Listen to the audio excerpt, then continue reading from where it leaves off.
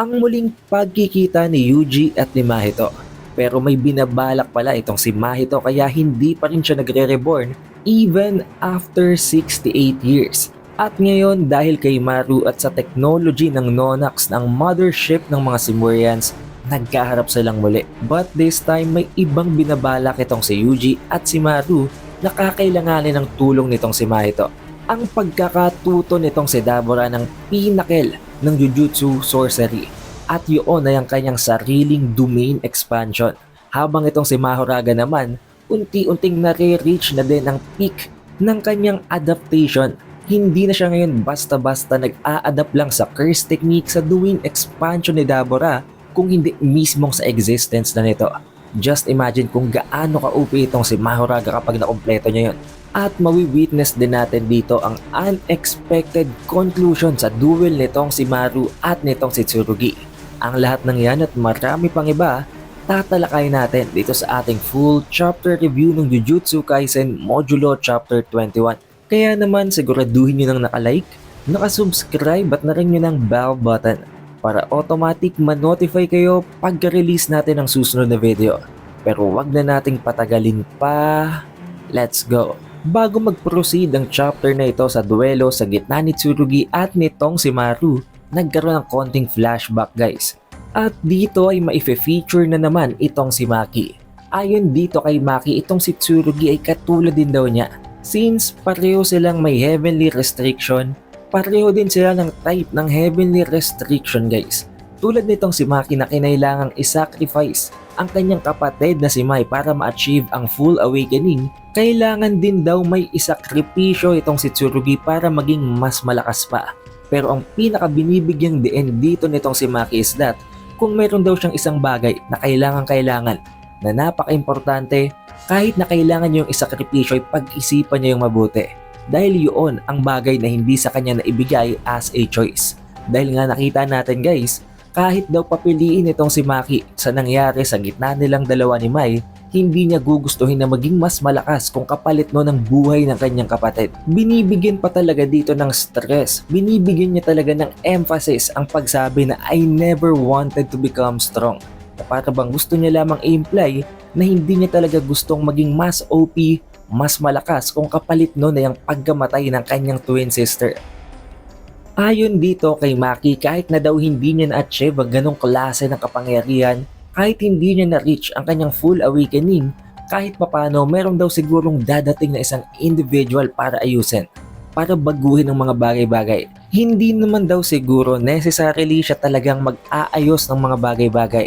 Kahit na hindi niya na-reach ang awakening ng kanyang heavenly restriction, may isang tao na ayos nun para sa kanila. Hindi niya alam kung sino, pero umaasa siya na merong gagawa nun. Wala daw kahit na ni isang araw na never niyang inisip ang possibility na buhay pa ngayon si Mai at kasama niya itong nabubuhay. Rason kung bakit umiiyak na dito guys itong si Tsurugi habang sinasabihan ng kanyang lola na si Maki na huwag nang umiyak. However, switching of scenes at makakabalik tayo ngayon guys sa duelong nangyayari sa gitna ni Maru at nitong si Tsurugi. The way na sinasabihan nitong si Tsurugi si Maki na huwag nang umiyak, makikita natin dito na umiiyak ang third eye nitong si Maru. Hindi dahil sa tinamaan siya ng isang lethal attack mula dito kay Tsurugi, kung hindi dahil nagulat siya at hindi niya naintindihan kung anong nangyayari. Kung itinuloy nitong si Tsurugi ang pag-atake dito kay Maru gamit ang split soul katana, alam niyo na guys ang kalalabasan nitong si Maru. Patay na ito, putol na ang katawan nito. Definitely kahit na anong gawin nitong si Maru, hindi niya mapipigilan ng cursed tool na yon. Especially since na-awaken nga nitong si Tsurugi ang kanyang heavenly restriction. Pero hindi yung tinuloy ni Tsurugi, kaya itong si Tsurugi ang tinamaan ng atake ni Maru. At kitang-kita nyo guys, mula sa right shoulder nitong si Tsurugi papunta sa lower rib niya sa kaliwa, tinamaan niya ng atake. This is a lethal wound guys. Definitely kung totoong tumama ito at napakalalim ng atake nito na ginawa ni Maru kay Tsurugi, ikamamatay niya ito. Kahit pa alam natin na may mas malalakas na physical capabilities ang may heavenly restriction. Nagtataka dito si Maru habang tinatanong niya itong si Tsurugi bakit hindi daw itinuloy nitong si Tsurugi ang atake niya. Kung nag-push through itong si Tsurugi, for sure patay na daw siya. Na sinagot naman itong si Maru, hindi din niya alam. Pero ang tanging nasa isip lang niya bago niya i-launch ang ataking yon is that hindi tama ang kanyang gagawin. Na para bang pumasok siguro dito sa isip ni Tsurugi ang binanggit ng kanyang lola na si Maki sa flashback na kung gagawin niyang isang bagay, kung may isasakripisyo siya, siguraduhin niya na hindi yon isang importanteng bagay na hindi niya kayang mawala. At alam naman natin na tinatreasure na ni Tsurugi itong si Maru bilang isang kaibigan. Alam din niya kung anong ipinaglalaban at kung anong pinanggagalingan nitong si Maru. Rason kung bakit hindi niya itinuloy ang atake at siyang tinamaan ng atake nitong si Maru. Idinagdag pa dito ni Tsurugi na it just doesn't feel right. Dahilan kung bakit nagalit itong si Maru. Habang sinasabi na it is not a matter of right or wrong. Lumalaban daw itong si Tsurugi para mailigtas si Yuka. Na sinagot naman itong si Tsurugi, oo lumalaban siya para iligtas si Yuka pero hindi din niya kayang patayin itong si Maru. At hindi lang yun, nanghihinayang din dito guys itong si Tsurugi. Habang sinasabi na sayang daw, 17 years old pa lang siya. Na para bang aware itong si Tsurugi na mamamatay na siya at hindi na siya magtatagal. Dahil napakadelikado, napakalalim ng sugat na iniwan sa kanya ni Maru. At kung ang lalim ng cut na yon, ng wound na yon na ginawa ni Maru na nakita natin sa panel earlier, ay talagang nag-push through. Ganun din kalalim papunta sa lower rib niya, tinamaan na sigurado ang mga organs niya. Dito na nagsimulang maguluhan itong si Maru. Hindi niya na alam kung anong gagawin at inaatake na siya ng guilt sa ginawa niya dito kay Tsurugi. Ang pinakaunang pumasok sa isip nitong si Maru is that all throughout these years, all throughout this time, ang mga humans ang nakatira sa loob ng Earth. Ang mga humans ang nasa loob din ng Tokyo na ngayon ay pinag-aawayan nila kasama ng mga tao na bubuhay din ng mga cursed spirit sa loob ng Earth at sila din ang gumagawa ng paraan para i-regulate ito. Ngayon, sa pagdating ng mga Simurians, gusto nila na silang mamuno, gusto nila na silang masunod at silang gumawa ng mga hakbang at paraan para i-regulate, para protektahan ang mga cursed spirits. Rason kung bakit na-endanger ngayon ang buhay ng mga humans. Kaya ngayon napapaisip itong si Maru, sila bang gumagawa ng mali? Sila bang masama dahil silang nanghihimasok sa loob ng Earth? Kung ganun na wala naman silang pupuntahan, isinuka sila ng sarili nilang mundo, ng sarili nilang planeta at inagawan sila ng sarili nilang tahanan, saan sila pupunta? Kung ang Earth ay pag-aari ng mga humans, sino ang nagmamay-ari sa universe? Saan sila tatakbo? Gulong-gulo ng isip dito ni Maru. Gusto man niyang kausapin itong si Tsurugi, wala na itong malay. Hindi pa natin mako-confirm kung patay na siya dito guys. Pero hinahanap niya ngayon ang presensya ni Yuka at ang presensya ni Cross para may makausap siya at may mahingan siya ng guidance. Not until biglang mag-appear ang presence ni Rika sa harapan niya. Hindi ang Rika na Shikigami guys, ang Rika na mukhang isang halimaw na cursed spirit kung hindi mismong ang spirit ni Rika Orimoto. Na makikita natin dito, ang difference lang ay hindi na natin makikita ang upper part ng kanyang muka. Na although there is no context here yet, no specific details kung anong sinabi dito nitong si Rika, kung anong ginawa niya, for me it seemed as if ginabayan niya dito itong si Maru. Since kaya ngang makita ni Maru ang mga bagay tulad nito gamit ng kanyang curse technique at ng kanyang third eye, siguro binigyan niya ng suggestions itong si Maru. Mga paraan na pwede niyang gawin, mga countermeasures, mga solution na pwedeng gawin ni Maru para maging totoo at maayos ang coexistence sa gitna ng mga Simurians at ng mga humans nang hindi naglalaban. Dahil by the next panel guys ay makikita natin na kinontrol at minamanipulate na ulit nitong si Maru ang kanilang mothership, ang Nonax. Pinagalaw niya ito papunta sa kanyang lokasyon. At makikita din natin sa loob ng Nonax, nandito ang isang unusual looking na Kalian. Isang cursed spirit na para bang napakatanda na, napakakaiba at napaka-unique ng itsura nito, na para bang isa itong mythical creature unlike ng mga cursed spirit sa loob ng Earth na para bang mga disgusting na halimaw. Pero sa sumunod na panel, magbabalik na tayo ngayon sa laban ni Dabura at ng Divine General na si Mahoraga.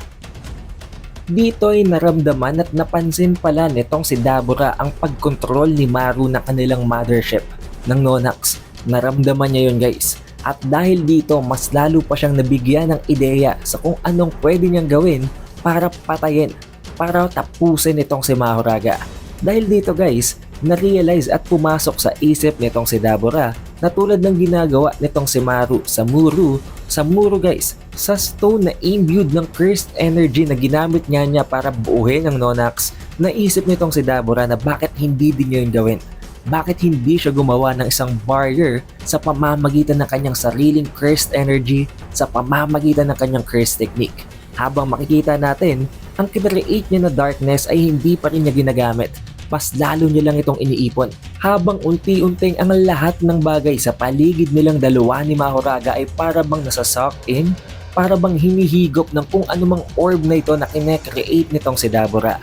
Makikita din natin dito, parehong chill ang dalawang ito. Itong si Dabura, hindi agad sinusugod si Mahoraga. Si Mahoraga naman, para bang nakaantabay lang din dahil hindi niya pa alam kung anong klaseng atake, anong klaseng ability ang ilo-launch nitong si Dabura. At tinatanong dito ni Dabura si Mahoraga kung may ganitong klase ng technique daw ba sa loob ng Earth, na nagpapatunay lang na at this point, hindi alam nitong si Dabura na meron ng barrier techniques sa loob ng Earth. Possibly dahil wala naman siyang nakakalaban pa na isang legitimate na OP na sorcerer tulad ni Yuji. Pero kahit na magmumukha pa ditong nakakalamang itong si Dabura, delikado pa rin siya guys. Napapansin niya na may kakaiba dito kay Mahoraga. Imbes na umatake ito agad, imbes na tansyahin nito itong si Dabura para matapos niya ng laban, hindi ito gumagalaw. Dahil para bang nag-a-adapt pa rin daw ito. Hindi alam ni Dabura kung saan. Sa kanyang cursed energy ba? Sa kanyang cursed technique? O sa kanyang ilo-launch na panibagong type ng attack? O baka mismong sa kanyang existence na? Na most likely, it is the latter. Ang existence niya nang pinag-a-adaptan nitong si Mahoraga. On another level of adaptation na ito guys. Never pa natin itong nakita maging sa main series. At kung makukumpleto ito nitong si Mahoraga, magiging mas malakas pa siya kay Dabura. Which means, hindi na ito pwedeng patagalin pa ni Dabura. Kahit napakatindi ng growth, ng development na nangyayari sa kanya ngayon, hindi siya pwedeng maging kampante. Dahil kapag nakumpleto ni Dabura ang adaptation na ito, wala na talaga siyang magagawa. Literal na existence niya nang pinag-a-adaptan nito ngayon. Kaya sabi dito ni Dabura, tatapusin niya ng laban. Although gusto niya pang enjoy nito, nag-e-enjoy pa siyang makipaglaro dito kay Mahoraga at napakarami niya pang bagong natututunan, gusto niya din itong makausap. Kahit na alam niya na para bang hindi naman ito capable ng speech, kailangan niya itong tapusin at gagawin niya na ang kanyang final attack. At dito nga guys ay ipinakita na sa atin nitong si Dabura ang kanyang hand sign, ang kanyang hand seal para sa kanyang barrier technique habang sinasabing salitang domain expansion, another world of the unseen, and the manifestation, reverse crossing. Ito ang kanyang sariling barrier technique. Ito ang patunay na isang legit na genius itong si Dabura. Isipin nyo guys, sa pagsisimula ng laban nilang dalawa, wala pang kaalam-alam itong si Dabura sa Jujutsu Sorcery. Pero natutunan niyang gumamit ng reverse curse technique, ng technique reversal, at ngayon gumamit pa siya ng isang barrier technique. As for the appearance naman ng loob ng barrier technique, ng domain expansion nitong si Dabura na ang reverse crossing, hindi ko kayang i-explain sa inyo guys kung anong itsura nito. Para ba itong punong-puno ng puzzled na chambers? Parang mga geometric patterns na hindi ko talaga may explain. Para bang isang literal na abstract ang design nito. Pero ang pinakamapapansin natin dito ay ang para bang orb na nasa likodan lang ni Dabura. Na para bang kapareho ito ng orb na makikita natin kapag ginagamit ni Gojo ang kanyang Unlimited Void. Oo, magkaiba yon dahil dito solid, literal na tangible na bagay ang orb na nasa likod nitong si Dabura. At kay Gojo naman, it's as if nasa open dimension sila. But regardless, makikita natin dito na maging itong si Mahoraga hindi handa dahil hindi niya ine-expect na makakapaglatag ng domain expansion nitong si Dabura. Makikita natin sa mukha niya at sa kanyang stance na nakaredy siya. On guard ang kanyang stance para bang pinaghahandaan niya kung sakaling may ilo-launch na atake itong si Dabura. Na hindi din natin masasabi guys ngayon na panalo na itong si Dabura dahil lamang sa nakalatag siya ng domain expansion. Dahil kung maaalala nyo guys, nang ilatag ang isa sa pinaka-OP na domain expansions noon, ang domain expansion ni Yorozu nagawa ni Mahoraga na makapag-adapt doon. However, the difference in this instance is that back then, ang ability ni Yorozu ng Perfect Sphere ay unti-unti nang ina-adaptan ni Mahoraga. Ngayon, ina-adaptan pa lang nitong si Mahoraga ang technique reversal ay inilatag na ni Dabur ang domain expansion niya. Switching of scenes guys, nasa loob na ng mothership ng mga Simurians itong si Yuji. Hindi pinakita kung anong explanation, kung anong mga nangyari bago ito nakapasok sa loob.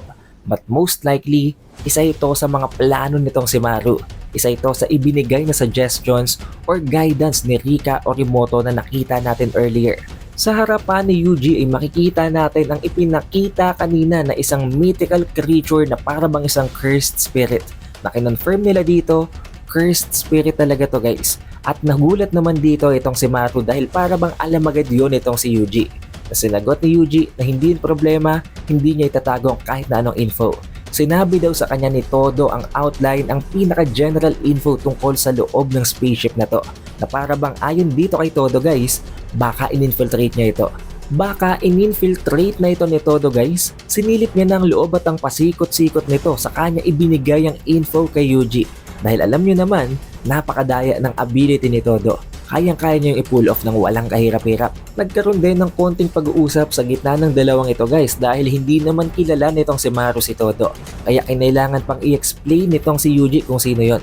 Na isa daw yung nakakatuwang lalaki, isang funny guy na merong musical instrument instead ng isang kamay sa kanyang kaliwang braso. Dahil alam nyo naman, gumamit niya ng binding vow si Todo Aoy para magamit pa rin ang kanyang curse technique kahit naputol na yon dahil sa laban kay Mahito. And speaking of Mahito, makikita natin siya guys sa chapter na to. Dito ay makikita natin na pinepet nitong si Yuji ang cursed spirit.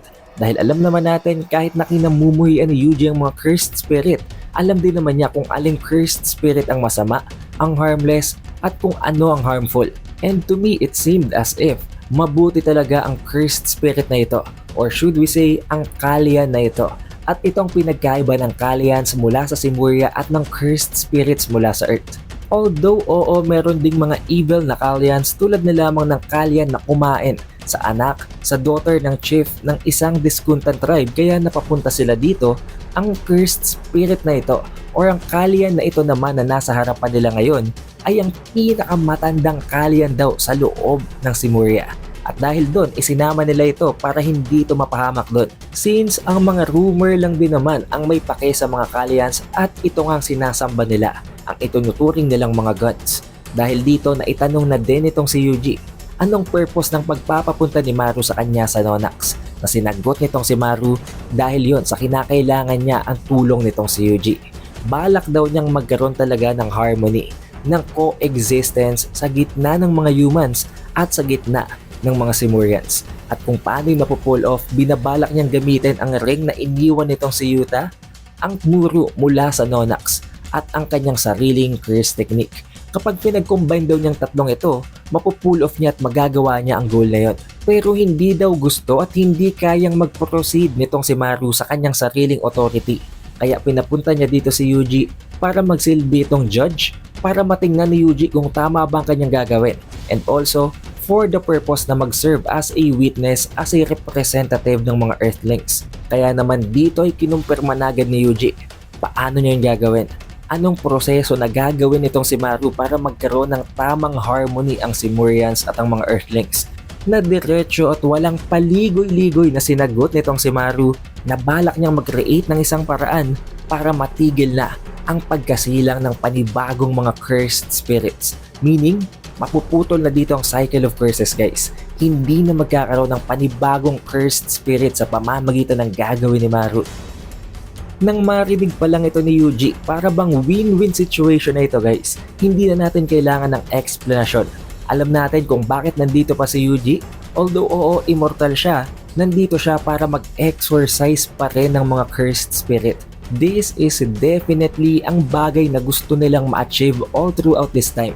At ngayon na ito nang si Maru ang gustong gumawa nun, susuportahan niya ito.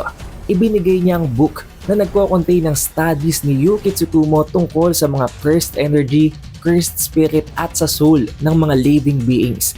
Ayon sa kanya, ang aklat na ito ay ang nagko-contain ng mga studies hindi lamang ng kanyang kapatid, kung hindi ng isang individual na nag-take care sa kanyang kapatid. Na alam nyo guys kung sinong tinutukoy niya dito, si Choso at si Yuki Tsukumo.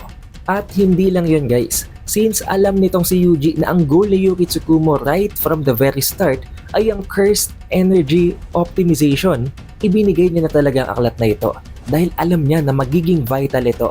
Makakatulong talaga ito kay Maru dahil ang gagawin ni Maru ngayon ay ang goal na hindi na pull off dati ni Yuki Tsukumo na posible na ngayon dahil sa pamamagitan ng curse technique ni Maru. Wala nang alinlangan pa, sinabi na ni Yuji na let's do it. Kung ano man ang mga proseso, kung ano man ang mga procedures, ang mga steps, ang mga countermeasure, sabihin na nitong si Maru dahil kailangan na nila itong gawin. Hindi na siya kokontra pa. Napangiti naman itong si Maru dahil alam niya na talagang nag-a-agree sa kanyang pinakamalakas na sorcerer na itong si Yuji. However, sinabi din niya na to be honest, tulad nitong si Yuji na pinili ng kanyang third eye na magsisilbing isang key factor para sa gagawin nilang ito, may isa pang individual na pinili ang kanyang third eye at pupuntahan nila yun ngayon. Sumunod naman itong si Yuji sa loob ng parabang isang room, isang dimension na naging posible sa pamamagitan ng Simurian technology. Ayon dito kay Maru, ito ay ang Crossroads. Dito daw matatagpuan ang lahat ng mga souls na nasa loob ng Earth. Meaning guys, maging ang mga patay, maging ang mga nakalutang or ang mga random na souls na hindi pa nakakahanap ng mga vessels, pwede nila ditong makita. Rason kung bakit alam nyo na kung anong makikita dito ni Yuji guys. Pagpasok pa lang ni Yuji, natawa na siya agad habang sinasabi na what a familiar face. At dito niya na nga natagpuan si Mahito. Si Mahito naman sa pagkakita pa lang dito kay Yuji, nakangiti na siya agad. Alam nyo ba guys kung bakit? Dahil akala nitong si Mahito, nagkita sila ni Yuji sa afterlife. Akala niya patay na itong si Yuji Itadori. Ayon dito kay Mahito, all throughout this time, hindi pa daw siya nagre-reborn, hindi pa niya ginugustong lumutang at magbalik sa Earth dahil nandun pa si Yuji. Iniintay niya na mamatay muna ito bago siya mag-reborn. Na nagpapatunay lang guys na even after all this time, talagang nagkaroon ng trauma itong si Mahito kay Yuji. Ayaw nga niyang bumalik bilang isang cursed spirit dahil nandun pa at nagwa-wander pa si Yuji. Gusto niyang mawala muna ito, mamatay ito bago siya bumalik. Hanggang sa dumating sa punto na napansin itong si Mahito na may mali. Hindi pa daw yata patay itong si Yuji. Pero bakit nakikita siya nito ngayon? Sinagot naman itong si Yuji, wala siyang pakialam. Inakit lang siya sa loob ng room na ito. At dahil dito na-confirm ni Mahito na hindi pa talaga patay itong si Yuji. Which means, napakatagal niyang naghihintay. Akala niya tapos ng pag-iintay niya at pwede na siyang bumalik sa Earth. Hindi pa rin pala pwede. Dahil hindi pa rin patay itong si Yuji Itadori. Natumba na lang itong si Mahito dahil sa pagsisisi, dahil sa inis, at dahil na rin sa takot na pwede pa rin siyang patayin ni Yuji kung babalik siya ulit. However, ang tinutukoy pala ni Maru na isa pang key individual, isang key factor para magawa nila ang proseso ng pag-optimize ng cursed energy ay nangangailangan din ng tulong nitong si Mahito.